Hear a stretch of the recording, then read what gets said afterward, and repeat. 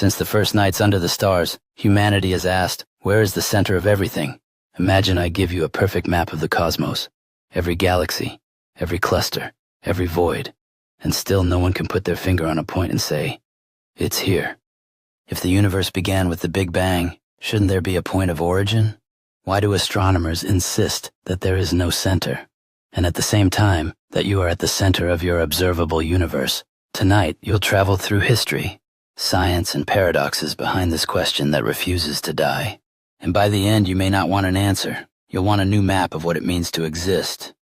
If this mystery already intrigues you, subscribe now. This journey will bend your intuition, the way space bends light. Ancient centers myths, temples and sky maps. Before telescopes, before modern math, there was a need to locate ourselves. Babylonians, Egyptians, Greeks, Chinese, Mayans, all wanted to anchor the sky. In many myths, Earth was the solid floor, and the heavens revolved around it. A cosmos of layers, crystal spheres, gods holding the dome above. To the Greeks, Aristotle pictured a geocentric universe. Earth at rest, the heavens in perfect circles. This wasn't just physics, it was moral order. If we are the center, the universe is a temple and we its purpose. The Middle Ages inherited this crystalline cosmos. Stars were fixed pure. Imperfection belonged here below the moon. Pointing to the center wasn't about calculation. It was an act of faith. But the heavens were about to prove themselves untamed. Nicholas Copernicus suggested the unthinkable. The sun is at the center of the known system. Earth merely circles. Galileo lifted a telescope and saw moons around Jupiter, phases of Venus mountains on the moon.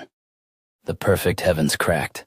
Kepler shattered the last spell, elliptical orbits, not divine circles. Harmony existed, but it was mathematical, not human.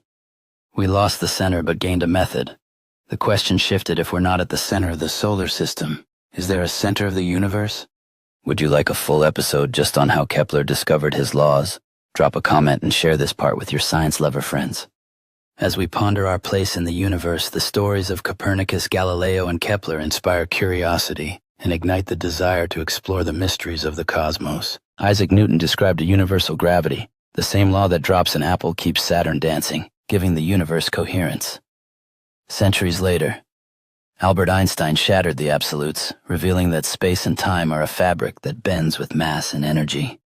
In this new understanding, there was no fixed center on such a stage, only relations. Clocks tick, differently distances stretch, and paths curve, casting suspicion on the very notion of a center. The word center grows suspicious, leading to profound inquiries about what it truly means.